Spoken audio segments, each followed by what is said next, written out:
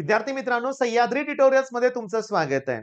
आज या छोट्याशा लेक्चर मध्ये इलेक्ट्रोकेमिस्ट्री मधल्या ईएमएफ सिरीज, त्याच्यावर बेस सोपे प्रश्न, गिब्स एनर्जी चेंज, त्याच्यानुसार स्टँडर्ड ईएमएफ ऑफ सेल. सोपे प्रश्न आहेत, पण मुलं घाबरतात. मग या टाईपचे प्रश्न आपण घेणार आहोत. व्हिडिओ व्यवस्थित बघा, आवडल्यावर लाईक करायला विसरू नका. मग सुरुवातीलाच मी तुमच्या समोर इथं ठेवले ईएमएफ सिरीज. दिसते का रे? जरा झूम करून बघा बघू. मी तुम्हाला सांगतो, दिसत नाही काय नाही, मी क्लिअर करतो, लिहून ठेवतो काय टिपिकल रिएक्शन. सगळ्यात महत्वाचं हा एरो अपवर्ड आहे. याचा अर्थ सगळ्यात वरती आहे तो स्ट्रॉंगेस्ट ऑक्सिडायझिंग एजंट आहे. मग सगळ्यात वर रिएक्शन कुठली आहे ती मला लिहायची आहे. मग सगळ्यात वरती रिएक्शन अशी आहे की F2 जो स्ट्रॉंगेस्ट ऑक्सिडायझिंग एजंट आहे आणि इथं लिहिलंय F-. सगळ्यात खाली जी रिएक्शन आहे त्याच्यात लिहिलंय मी Li+. बरोबर आहे. म्हणजे बघा, हा स्ट्रॉंगेस्ट ऑक्सिडायझिंग एजंट, मग Li+ हा वीकेस्ट ऑक्सिडायझिंग एजंट आहे. मग मला 4 नावं आता पाठच करायचे आहेत. सगळ्यात महत्वाचं, वरती रिडक्शन पोटेन्शियल सगळ्यात जास्त आहे. म्हणजे या रिएक्शन साठी रिडक्शन पोटेन्शियल मॅक्सिमम आहे आणि या रिएक्शन साठी रिडक्शन पोटेन्शियल सगळ्यात मिनिमम आहे आणि हायड्रोजन साठी रिडक्शन पोटेन्शियल 0 आहे, हे लक्षात घ्या. ओके. बर, मग मला सांगा बघू, हा जो आहे तो स्ट्रॉंगेस्ट ऑक्सिडायझिंग एजंट F2, हा जो आहे तो वीकेस्ट ऑक्सिडायझिंग एजंट. बर, या ठिकाणी सांगतो खाली तसं झालं तसं स्ट्रॉंगेस्ट रिड्युसिंग एजंट आहे.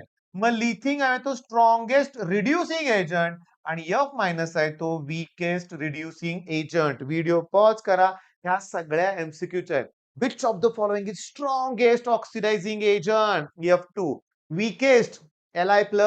ओके, Li+ बरोबर आहे, हे लक्षात घ्या. बर, वीकेस्ट रिड्युसिंग एजंट कोण आहे? इकडचा F-. ठीक आहे. खालचा स्ट्रॉंगेस्ट रिड्युसिंग एजंट आणि रिडक्शन पोटेन्शियल वरती मॅक्सिमम आहे, खाली मिनिमम आहे. बस, याच्यावरती 5 एमसीक्यूज आहेत. 4 तर तुमच्या समोर होते आणि ही एमसीक्यू नीट बघा. Which of the following exhibit minimum? Minimum हे आहे, बरोबर आहे. हा जो आहे तो वीकेस्ट ऑक्सिडायझिंग एजंट, हा जो आहे तो स्ट्रॉंगेस्ट रिड्युसिंग एजंट, हा जो आहे तो आहे स्ट्रॉंगेस्ट ऑक्सिडायझिंग एजंट आणि हा जो आहे तो वीकेस्ट रिड्युसिंग एजंट. त्याच रिएक्शन, तेच प्रश्न तुम्हाला परत परत बघायला मिळणार आहेत. Next question. Which from the following the strongest reducing agent? Li बरोबर ना? कुठं आहे का Li? नाही आहे ना? सांगतो. पोटॅशियम ग्रुप 1 आहे, व्हॅलेन्स शेल मध्ये 1 इलेक्ट्रॉन. मॅग्नेशियम व्हॅलेन्स शेल मध्ये 2 इलेक्ट्रॉन. अॅल्युमिनियम व्हॅलेन्स शेल मध्ये 3 इलेक्ट्रॉन. ही जी मला माहित नाहीये, पण मला स्ट्रॉंगेस्ट रिड्युसिंग एजंट मिळाला ना, जो स्वतः ऑक्सिडाइज होतो आणि दुसऱ्याला रिड्यूस करतो, तो रिड्युसिंग एजंट. ऑब्व्हियसली 1 इलेक्ट्रॉन देणं सगळ्यात सोपं आहे. सोडियम, पोटॅशियम हे सुद्धा चांगले स्ट्रॉंगेस्ट रिड्युसिंग एजंट आहेत. सोडियम, ओके, आहे खालीच आहे सोडियम. बघा ना, लिथियमच्या अगोदर सोडियम पोटॅशियमच आहे. तो स्ट्रॉंगेस्ट रिड्युसिंग एजंट आहे. इथं कॅल्शियम थांबा, Na+ नाही. हे वीकेस्ट ऑक्सिडायझिंग एजंट आहे. म्हणजे के हा स्ट्रॉंगेस्ट रिड्युसिंग आहे, पण K+ वीकेस्ट ऑक्सिडायझिंग एजंट आहे. इथं भल्या भल्याचे मार्क जात आहेत तुमचे, नाही जाणार, लक्षात घ्या. मग इथं मी काय केलंय सांगतो. मी इथं तुम्हाला जाणून बुजून एक सेल रिप्रेझेंटेशन घेतलंय. का इथं विचारलंय रिड्युसिंग एजंट कोण आहे? लेफ्टला जो आहे त्याचं ऑक्सिडेशन होतं, तो एनोड आहे, तो निगेटिव्ह आहे. मग लेफ्टला जो आहे त्याचं काय होतं? ऑक्सिडेशन होतं, म्हणजे तो रिड्युसिंग एजंट आहे. आणि हा जो आहे तो ऑक्सिडायझिंग एजंट आहे, का तो स्वतः रिड्यूस होतो. जो स्वतः ऑक्सिडाइज होतो, इलेक्ट्रॉन देतो, तो दुसऱ्याला घ्यायला लावतो, म्हणजे तो रिड्युसिंग एजंट आहे. आणि जो स्वतः इलेक्ट्रॉन घेतोय म्हणजे दुसऱ्याला द्यायला लावतोय, तो ऑक्सिडायझिंग एजंट. उलटेच उलटे. मग यासाठी तुम्हाला थोडं का होईना हा 11चा टॉपिक इम्पॉर्टंट आहे. Redox reaction. चला नेक्स्ट क्वेश्चन कडे जाऊया आपण. Gibbs energy. Okay. Electric work डनचा फॉर्म्युला काय? Amount of charge passed, okay, into cell potential. Charge into cell potential म्हणजे NF इंटू ई सेल, हे लक्षात घ्या. हा इलेक्ट्रिक वर्क डनचा फॉर्म्युला आहे. NFE. पण सगळ्यात महत्वाचं की electric work done equals to minus delta G. Okay. मग इलेक्ट्रिक वर्कचा फॉर्म्युला मायनस डेल्टा जी असेल, तर या दोघांना कम्पेअर करूया आणि मला पाहिजे असणारा फॉर्म्युला मिळाला मायनस NFE सेल. पण जर मला डेल्टा जी नॉट स्टँडर्ड दिला असेल, तर NF इथं पण मला स्टँडर्ड पोटेन्शियल घ्यायचंय लक्षात घ्या. ओके. बस ना. हे 2 तर फॉर्म्युला मला आज घ्यायचे होते. डेल्टा जी मायनस NFE तुम्हाला माहिती आहे ना, डेल्टा जी जर निगेटिव्ह असेल तर रिएक्शन स्पॉन्टेनियस असते. डेल्टा जी 0 ती स्पॉन्टेनियस नॉन स्पॉन्टेनियस चेंज होते. बरोबर आहे? आणि डेल्टा जी पॉझिटिव्ह तर नॉन स्पॉन्टेनियस असते. थर्मो मधले पॉइंट्स आहेत. चला वर्क डनचा फॉर्म्युला NFE. ओके. आणि डेल्टा जीचा फॉर्म्युला मायनस NFE. ठीक आहे. बघा. आणखी सगळ्यात महत्वाचा हा फॉर्म्युला आता बघितला आपण डेल्टा जीचा फॉर्म्युला. मायनस साइन तिकडे देऊन टाका लक्षात घ्या. मायनस साइन तिकडे द्या. पण सगळ्यात इम्पॉर्टंट हा फॉर्म्युला आहे. Okay. Standard E not cell equals to तुम्हाला नर्स इक्वेशन माहिती आहे ना? मग सगळ्या कॉन्स्टंटच्या व्हॅल्यू 0.0592 अपॉन एन आणि log to the base 10 equilibrium constant. तो इक्विलिब्रियम कॉन्स्टंट विचारला तर अँटी लॉग घ्यावा लागेल. बरं हा फॉर्म्युला तुमच्या लक्षात घ्या. E not cell equals to 0.0592 upon N log to the base 10 K standard condition म्हणजे temperature 25 degree Celsius. Okay. Formula note down करून घ्या. ओके. आपल्याला एमसीक्यू सॉल्व्ह करायचे आहेत. पण हा पुस्तकातला प्रश्न आहे. आणि आपण आतापर्यंत बघितलंय फिजिकल केमिस्ट्रीमध्ये पुस्तकातलेच प्रश्न सीईटीला ऍज इट इज विचारतायत. म्हणलंय काय बघा त्यांनी इथं बघा कॅडमियम आणि कॅडमियम 2+ म्हणजे ही रिएक्शन अशी असणार आहे. कॅडमियम गिव्स कॅडमियम 2+ आणि 2 मोल्स ऑफ इलेक्ट्रॉन्स. कॅडमियम लेफ्टला आहे म्हणजे सॉरी स्टॅनस आहे ना ते आणि 2 मोल ऑफ इलेक्ट्रॉन ऍब्सॉर्ब करणार आणि हे होणार. ओव्हरऑल रिएक्शन मध्ये 2 ला 2 कॅन्सल होतं याचा अर्थ एन व्हॅल्यू 2 मिळाली मला. काय विचारलंय calculate Gibbs energy change delta G minus N F E मिळणार. डेल्टा जी चा फॉर्म्युला बर minus N F E not. Okay 25 degree Celsius आहे ना स्टँडर्ड आहे. म्हणजे मायनस एन व्हॅल्यू 2 आहे. एफ ची व्हॅल्यू 96500 स्टँडर्ड काढताना राईट मधून लेफ्ट व्हॅल्यू मायनस करायची. राईटला कोण असणार आहे? एस एन असणार आहे लक्षात घ्या. हा लेफ्टला आहे ज्याचं ऑक्सिडेशन होतं. म्हणजे एसएन मधून कॅडमियम मायनस करा. ओके. याच्यातून हे मायनस करताना त्या मायनसचं प्लस होणार आहेत. 0.00403 प्लस होणार आहेत आणि मायनस 0.136.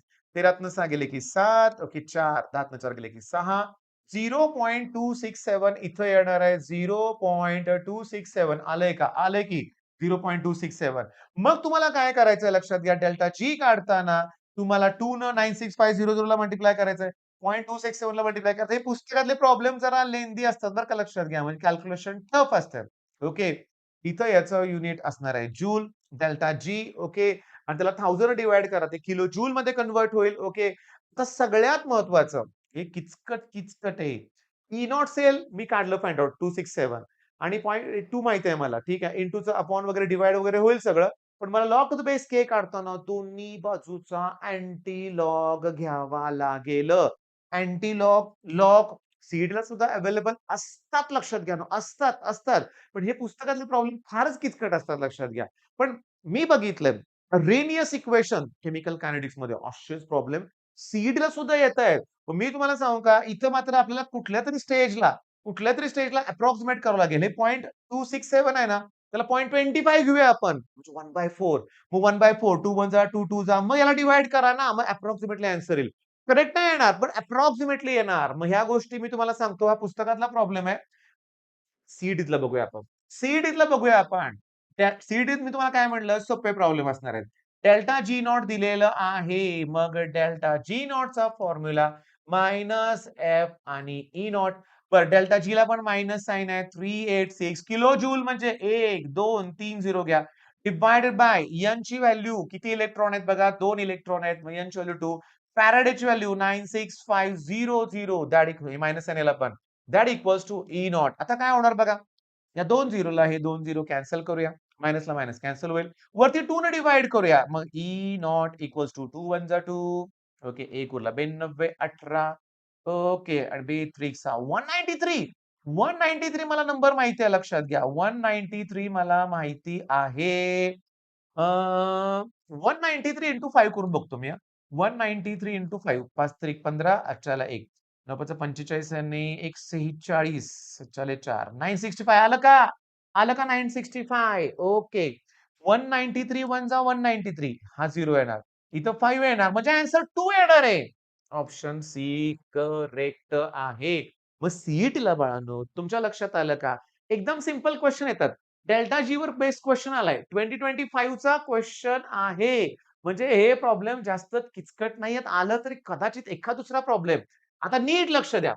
किती सोपं आहे बघा, की delta G naught that equals to minus F E naught आणि सेल. आता सगळ्यात महत्वाचं ड्राय सेल मध्ये झिंक असतो लक्षात घ्या कंटेनर आणि झिंक 2 इलेक्ट्रॉन देतो. म्हणजे एन ची व्हॅल्यू 2 येणार. म्हणजे मी इथं डेल्टा जी नॉट तसंच ठेवतोय. एन ची व्हॅल्यू 2 पुट करतोय. एफ ची व्हॅल्यू तसंच ठेवतोय आणि ई नॉट सेल. मी तुम्हाला ई नॉट सेल विचारलंय. -2f न डिवाइड करा. 2f बघा. Delta G naught upon 2f. Option B correct आहे. मग आता तुम्हाला लक्षात आलंय, की डेल्टा जी चे प्रॉब्लेम फारसे किचकट नाही आहेत लक्षात घ्या. बिलकुल नाही आहेत. बिलकुल नाही आहेत लक्षात घ्या. ओके. पुन्हा तेच सेम क्वेश्चन, सेम क्वेश्चन. सगळ्यात महत्वाचं सगळ्या व्हॅल्यू पुट केल्या तर तुम्हाला आन्सर मिळतंय. Which of the following represent correct relationship between standard cell potential म्हणजे कोण रे ई नॉट आणि इक्विलिब्रियम कॉन्स्टंट म्हणजे कोण के. 0.0592 अपॉन एन पाहिजे मला. अपॉन एन पाहिजे. 0.0592 अपॉन एन बरोबर आहे. पण त्या केसमध्ये लॉग टू द बेस 10 के येणार ना. लॉग टू द बेस 10 के पाहिजे मला लक्षात घ्या. एल नकोय. एल म्हणजे ई. मग ते कॅन्सल करण्यासाठी मला पुन्हा चेंजेस करावे लागतील. इथं बघा. 0.0592 upon N log to the base 10 K. कारण तो 2.303 हा फॅक्टर असतो लक्षात घ्या. 2.303 म्हणजे इथं लॉग टू द बेस 10 पाहिजे. हे नको. आता लास्टचा क्वेश्चन बघा. पुन्हा तेच आहे. तेच आहे. डेल्टा दोन्हीकडे मायनस साइन नाही. एकाकडे तरी मायनस साइन पाहिजे. हे हा प्रॉब्लेम बरोबर फॉर्म्युला बरोबर आहे. Minus F E not. मी तुम्हाला सांगू का लक्षात घ्या. प्रॉब्लेम तर अतिशय सोपे, सोपे, सोपे आहेत. पण थांबा 1 मिनिट. कोहलार्स लॉ हे पण मला या व्हिडिओमध्ये घ्यायचंय. कोहलार्स लॉ सारखं सोपं काय नाहीये लक्षात घ्या. समजावून सांगतो व्यवस्थित. स्टेटमेंटच किचकट आहे जाऊ दे. सगळं महत्वाचं आहे. सगळ्यात महत्वाचं की मोलार कंडक्टिव्हिटी त्यांनी दिले 5 इंटू 10⁻². ही व्हॅल्यू दिली. हे नाही, नाही, नाही. मोलार कंडक्टिव्हिटीची व्हॅल्यू इथं आहे. मला युनिट वरनं कळालं बघा. एस सेंटीमीटर स्क्वेअर आणि मोल इन्व्हर्स ही झाली मोलार कंडक्टिव्हिटी. ओके. आता मला मोलार कंडक्टिव्हिटी आहे 0 डायल्युशन काढायचं आहे. कुणासाठी? ऍसिटिक ऍसिडसाठी. मग त्यासाठी मला ह्या 2 आयनची ऍडिशन केली पाहिजे. ऑब्व्हियसली या 2 आयन पासूनच ऍसिटिक ऍसिड तयार होतंय. म्हणजे वरती 50 आणि 350 म्हणजे 400 व्हॅल्यू येणार. याची व्हॅल्यू किती येणार? 400. युनिट तेच येणार. ओके. आता त्यांनी डिग्री ऑफ डिसोसिएशन म्हणजे अल्फा विचारलंय. पुस्तकातला प्रॉब्लेम आहे. याला यानं डिवाइड करा. मग याची व्हॅल्यू आहे 20. याची व्हॅल्यू आहे 400. 20 अपॉन 400 आन्सर मिळणार मला. ओके. 4 न डिवाइड करा. 5/100 म्हणजे 5 इंटू 10⁻². पण डिग्री ऑफ डिसोसिएशन त्यांनी विचारलेले आहे. हीच व्हॅल्यू येणार. पण पर्सेंटेज मध्ये विचारली. ओके. तर इंटू 100 करायला लागलं असतं. नाही. हे आन्सर बरोबर आहे. म्हणजे सांगतो. ते तुम्हाला जे मोलार कंडक्टिव्हिटी देतील ती ही व्हॅल्यू आणि कोहलार्स लॉ वरून मी ऍट 0 डायल्युशनची व्हॅल्यू फाइंड आउट केलेली आहे. मी आता नेक्स्ट क्वेश्चन कडे येतोय बघा. व्हॉट इज द आता पर्सेंटेज विचारलंय. Of NH4OH if molar conductance at 0 concentration NH4Cl बघा नीट लक्षात घ्या. NH4 प्लस Cl मायनस नंतर कोण आहे? Na प्लस Cl मायनस नंतर कोण आहे? Na प्लस आणि OH मायनस. याच्या व्हॅल्यू त्यांनी 130, 109 आणि काय दिलेत 213 अशा व्हॅल्यू दिलेत. बरं विचारलंय कोणासाठी? NH4OH साठी विचारलंय. म्हणजे मला या दोघांची ऍडिशन करावी लागेल. मला NH4 पाहिजे, OH पाहिजे. पण मला ना Na आणि Cl नकोय. मग या दोघांच्या ऍडिशन मधून मधली व्हॅल्यू मायनस करा. ह्याला मायनस दिलं तर मायनसला मायनस कॅन्सल. मायनसला प्लस कॅन्सल होणार. आणि मला पाहिजे ते शिल्लक राहतंय. म्हणजे कोहलार्स लॉ मध्ये तुम्हाला जे कंपाऊंड दिले त्याचे आयन वेगळे करा. आणि त्यानंतर तुम्हाला कुणाची व्हॅल्यू विचारले ते बघा. मग या दोघांची करूया ऍडिशन. 130 मध्ये 213 ऍड करा. 343 होतील.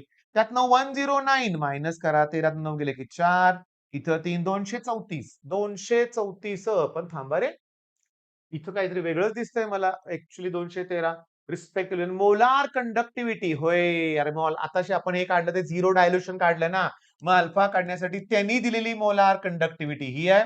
डिवाइड बाय आपण काढलेली मोलार कंडक्टिव्हिटी आणि पर्सेंटेज म्हणजे इंटू 100. आता त्यांनी दिलंय किती सांगा? 9. आपण किती फाइंड आउट केलं? 234. ओके. आणि याला 100 न काय करूया? मल्टिप्लाय करूया आपण. मग याच्यावर सॉल्व्ह केल्यानंतर आन्सर काय येणार? 9 ने डिवाइड करूया आपण. 9 ने डिवाइड करूया. वरती 9 ने डिवाइड करा 100 येईल. 9 दोन्ही 18, 5 उरले. 9 सख्ख 54. ऑप्शन डी येणार आहे. कोलार्स लॉ माझ्याकडून थोडासा फास्ट शिकून जरा लक्षात घ्या. मी दिसतंय मला जाणवतंय. ओके. मी तुम्हाला सांगतो. तुम्हाला जे कंपाउंड दिलेत त्याचे आयन वेगळे करा. ज्याच्याविषयी विचारलंय ते कुठं-कुठं आहे त्या दोघांची ॲडिशन करा. त्यातून उरलेलं मायनस करा. तुम्हाला जी मिळेल ती व्हॅल्यू याची असणार आहे. अल्फा काढताना त्यांनी दिलेल्या व्हॅल्यूला आपण कोलार्स वापर करून डिव्हाईड करा. पर्सेंटेज म्हणलंय तर 100 ने मल्टिप्लाय करा आणि मग तुम्हाला आन्सर मिळेल.